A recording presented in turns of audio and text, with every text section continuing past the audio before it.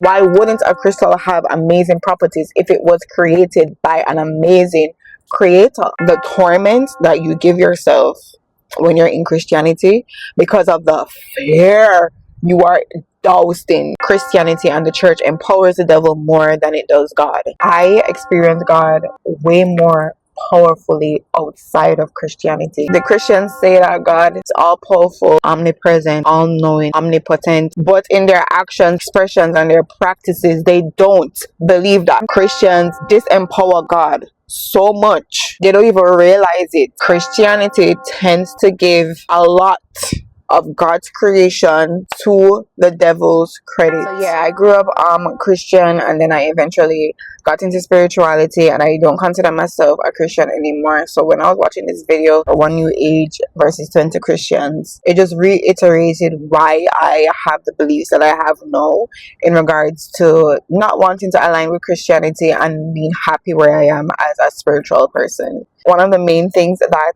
I was able to gather for myself outside of Christianity, I feel so much more enlightened, liberated, more expansive. I feel closer to God. I feel closer to divine outside of religion. I was once a Christian, so I do understand a lot of the mindset and the perspectives that were mentioned in this video.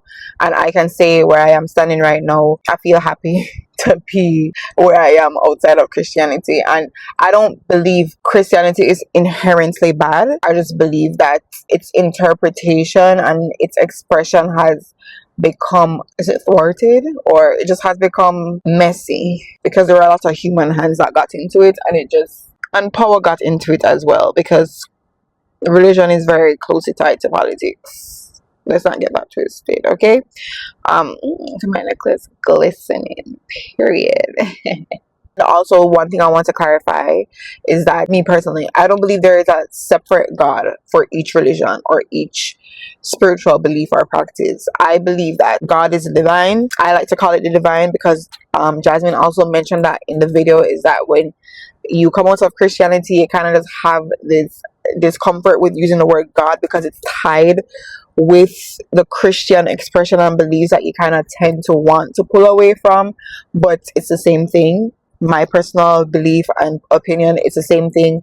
The divine, God, universe, source, love, I believe they're all the same things. I believe there is divine, and it is interpreted through the lens of Christians, through the lens of Islam, Judaism, Hindu, Buddhism, atheism, because even them, like all of it, it's just all is one. That's my belief that I stick to, and it feels good to me. When you hear me go God divine, it's that mentality that Jasmine mentioned, was just like, I would say God and then I'll pull back and go divine, because I just don't want, I'll be very honest, I don't want to be associated with being a Christian. So I just want to talk about some of the prompts that was in this video, which I brought up a lot for me. One of the prompts was, sage can be used to find peace and drive away evil spirits, and the Christian's response to that was basically saying that using something that God created can cross over into improper worship, basically summarizing what they say. Yeah, so basically you end up worshiping the sage over the creator. And my question watching that is just like, why does using something have to now be interpreted as worship? Like, when you use a car to get from point A to point B, which was a creation of God's creation, man created car, God created man, but you use the car to get from point A to point B to help to facilitate you through life, you don't consider it worship. So why can't somebody use sage to bring them peace and ease, which will essentially drive away evil spirits? Because if you're in that state, there's no room for the evil spirits to come, my belief, to fuck with you. So why can't that be seen as a tool to help you attain peace? So that's another thing where it's just like, why does it have to be like that? I'm using something that's from God's green earth. Why does that automatically have to mean worshiping something else and then inviting in something else? And this is one thing that I've noticed through my personal experience of being in Christianity, being in the church, being around Christians, is that Christianity tends to give a lot of God's creation to the devil's credit. It's almost like if it's not within the four walls of the church, if the pastor hasn't talked about it and said this is good, it's bad. it's evil. So how does sage and crystals, which was even talked about in this video, how does that be cast off as evil? What makes it evil? How can you just slip into another realm when you use one of God's creations? Like, why is it that, in my opinion, how I see Christians coming from Christianity, why is it that all of God's creations are being given to the credit of the devil based on Christians' perspective? Why? In my opinion, and this is another reason why I left Christianity, I think Christians, in my perspective, Christians disempower God so much they don't even realize it. I remember I was doing yoga and they're like, be careful doing yoga, you might invite spirits. I'm like, so I'm stretching, I'm breathing, and I'm gonna invite spirits just like that? I'm gonna invite evil spirits just from doing yoga, just because it belongs to another religion? Just because it belongs to another religion, you guys give it to the devil. What does God get? He created his whole thing. What does he get? I'm sorry, I'm kind of pissed off. I guess I needed this outlet because I kind of been suppressing this a lot.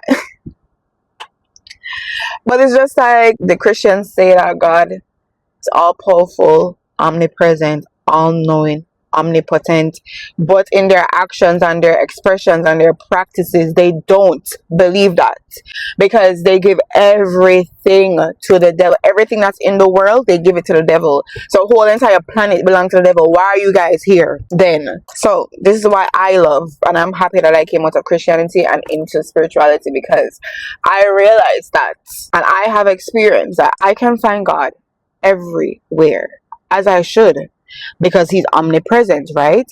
And Jasmine also mentioned it, like spirituality is practical magic, and I believe that Christianity was intended to understand it like that too, practical magic. Because if God is omnipresent, how is that done in a practical sense?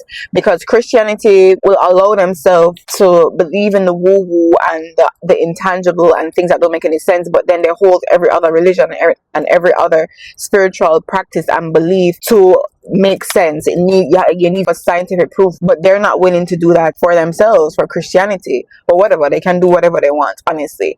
But if God is omnipresent, what does that actually mean? For God to be omnipresent, he needs to be omnipresent means being everywhere all at once. And how is that done?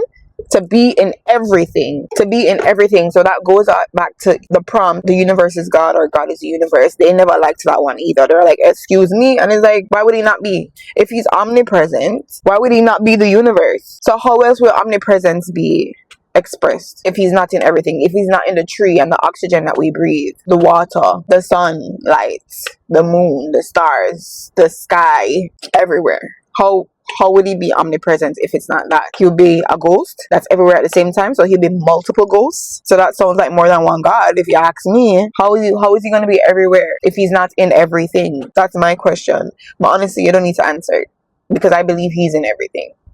I believe that's how omnipresence is. And I don't even like saying he. Just like Jasmine said, like, I don't even like saying he, but it's just a habit. And I'm also like I'm speaking as if I'm speaking to the mentality of a Christian. Really and truly, I just want to talk to my fellow spiritualists. Every goddamn, everything is evil. And it's just like, I'm not saying evil doesn't exist, but come on. Like, God gets nothing. God gets no joy. God doesn't get to enjoy his own creations. He doesn't get credit for it. And this is why I say that Christians disempower God and they don't even realize it, because something as simple as a crystal, the Christians give that as a dominion of the devil, where the devil has easier access to you through crystals.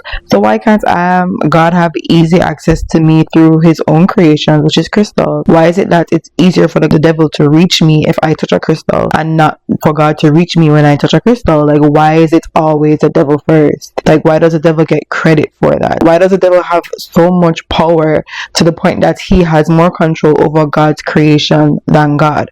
So if I touch a crystal, I am removed from God. I moved closer to the devil, but God created it. So through that logic and through that belief and understanding, which is a Christian one, honestly, what I get from it is that the Christians believe that the devil is way more powerful than God, and that's why they need to walk in fear and be scared of everything, because everything on this planet Earth or at least majority of things, is under the dominion of the devil, and God gets nothing but the four walls of the church. Y'all can keep that belief. That is so limiting. Like, if I was God, I'd be like, y'all don't believe in me.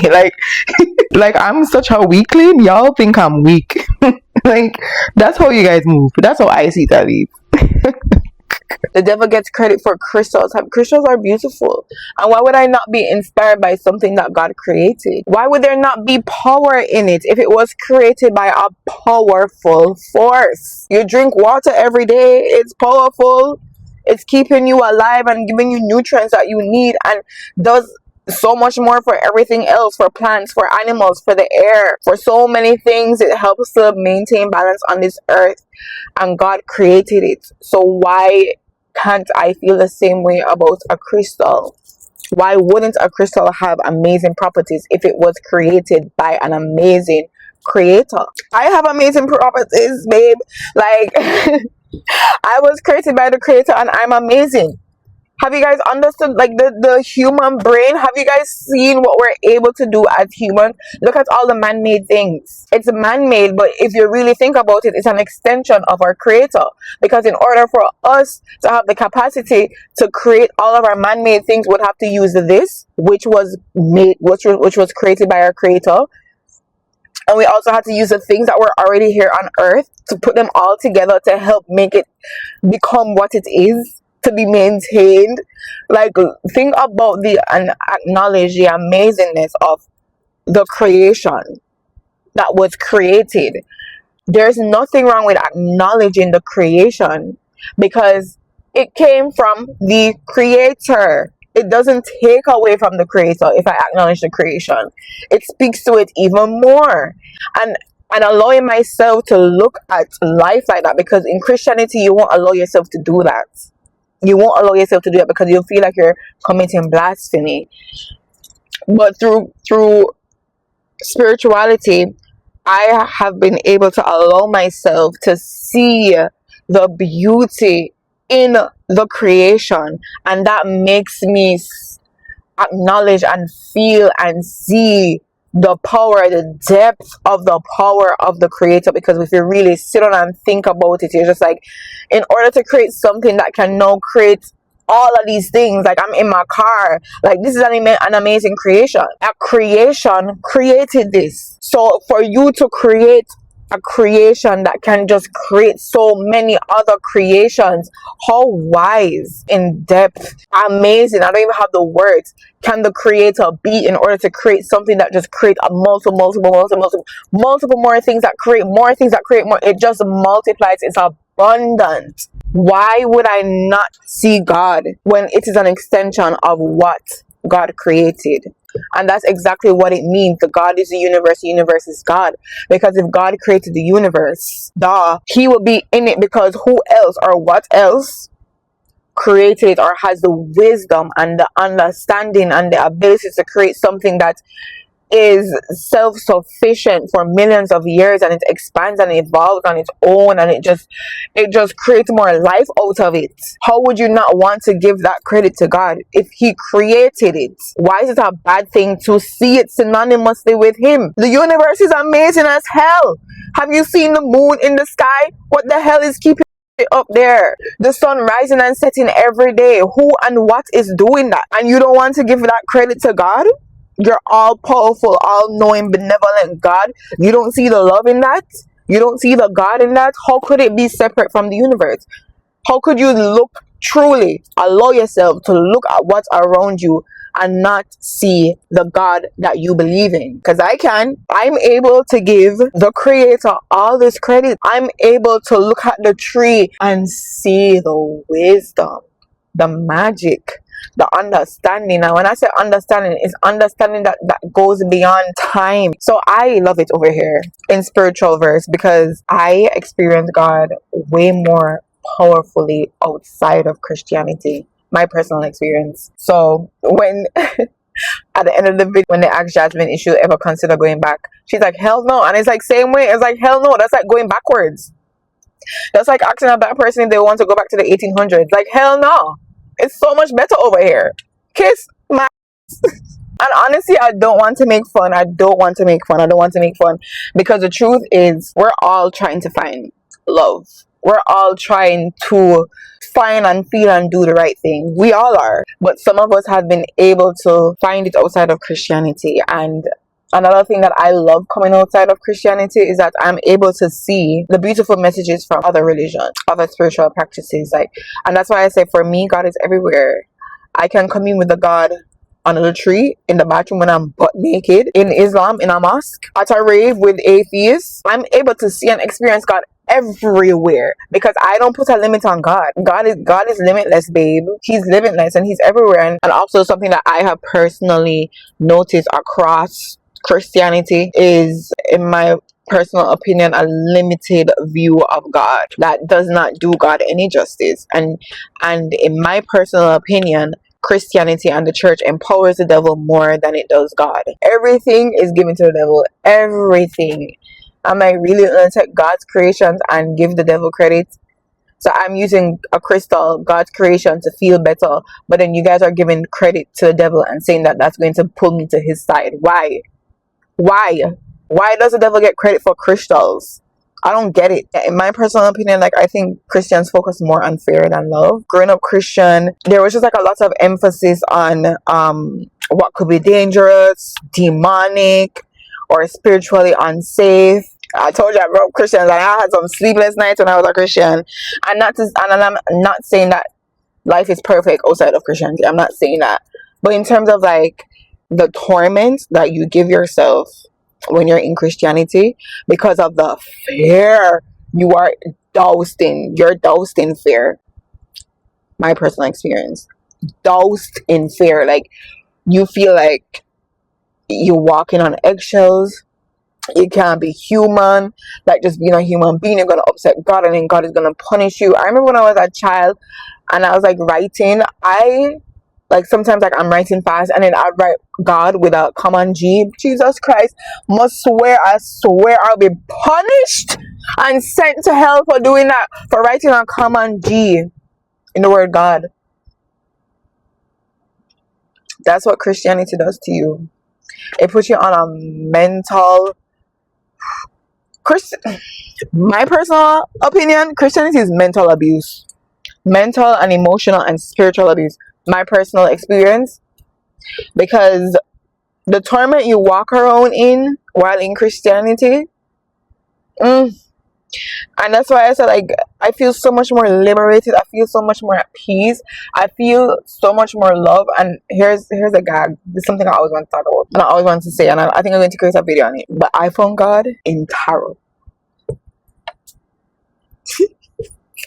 So let's go to that prompt, because that was another prompt in that video when she said the prompt was something like, tarot is a tool for divination and stuff like that. That was a good prompt, because I already knew that the Christians are going to be like, "Bitch, what are you talking about?" And I agreed. For me, tarot was one of the tools through which I developed my own relationship with the divine, and how that happened was my personal experience. It made me experience God's unconditional love. I did not experience that in the church or in Christianity. Not saying that God's unconditional love is not given or experienced in Christianity.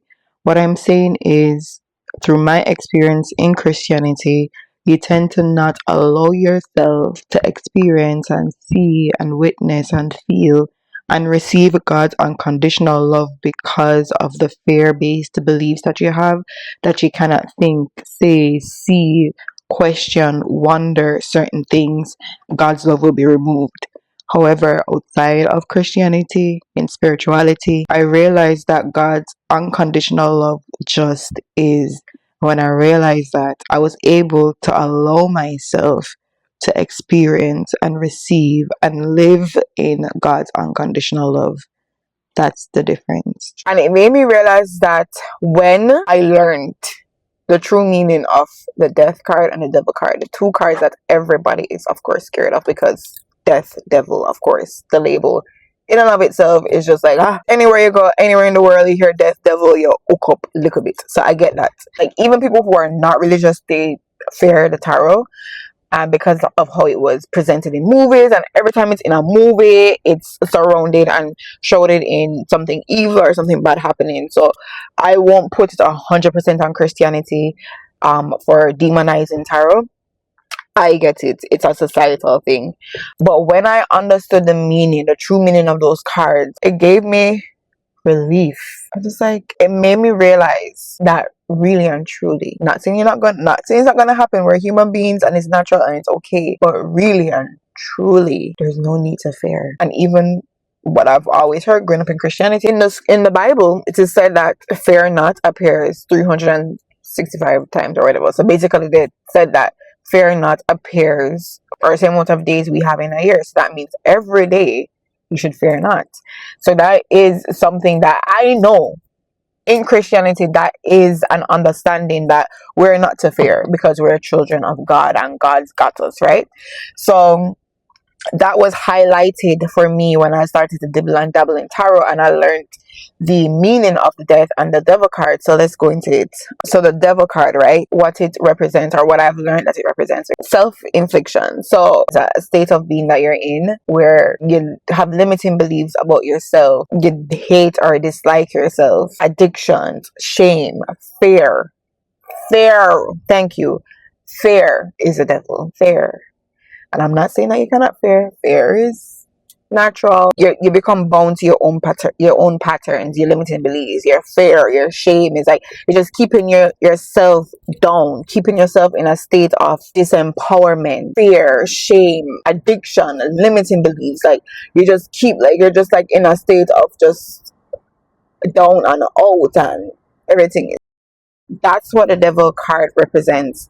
And an important thing that I definitely want to share is that in the traditional Rider-Waite tarot, which was like the first tarot card created, there are many tarot cards now. Tarot is it's a standard system, but then there's different creations of like the imageries, and you can have like different themes and stuff like that, but it's a standard system, just like the playing card. Traditional Rider-Waite tarot, the imagery of the devil, you have the devil sitting, you have a man and a woman by his feet, and you see the chains around their neck or their feet, I can't remember, but the chain itself, is the chain is open and they can just take it off, but they stand there, they stay there because they are keeping themselves in that state. They're keeping themselves to the devil because of their beliefs, because of their fear, their shame, their self-hate, their self-loathing. They don't have any hope.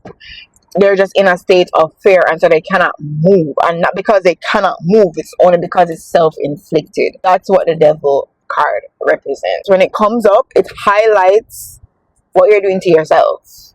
It highlights the state of being that you're keeping yourself in. You know, it's like, are you not believing in yourself? Are you having doubts about yourself? Like, are you not using the gifts that God gave you to help you progress in life? Like, that's what the devil card represents. It's self-inflicted harm. It's self-inflicted limitation. That's what it represents. Essentially, the devil card just indicates your removal from God in the sense of the beliefs that you have. So if you're believing that you don't have what it takes, you're not lovable, you're not worthy, that's a removal from God, because God says that we're worthy, we are born worthy, we are loved, we are the embodiment of love, and that just is. And so it's like when you are fighting with what is, which is like you're in still water, but because of the fear you're fighting the still water, and that's what pulls you down and can possibly make you drown. However, if because you know how it is, you know that the love in the water is that the water will support you and float you to the top. You won't freak out, you're not fighting the water, you're trusting that the water will make you float, because that is just the nature of it. It just is. So that's kind of what the devil card represents, is that when you're just fighting against what is because of fear, the lack of understanding of just what is, which is God's love. And then the death card, so of course it sounds terrifying because we're all scared of death, or we don't want to see death because we immediately think that shit, I'm gonna die or somebody I love is gonna die. The death card is basically the ending of something and the beginning of new. So it's the ending of a chapter, the ending of a state of being, the ending of a way of life, the ending of a season, a chapter, and the beginning of a new. And it can be good, it can be bad. but that's life. Things change. So a good example would be like if a woman was supposed to go get a tarot reading, and then in her spread there's a death card. It could mean that she's pregnant and it's her first pregnancy and will be her first child. In that context, it would just mean that who she is now as a childless woman is dead. Dead in terms of like that person will no longer exist, because we all know, most of us understand that once a woman becomes a mother, she becomes a different woman. Not saying that she's not herself, like her personality is going to change, not saying that, but who she is fundamentally changes. How she thinks, how she sees the world, how she makes plans changes. She now lives life for her child and not so much living life for herself. So it can mean, like, when a death card shows up in a context like that, that's what it means. It's just that you're no longer going to be this woman.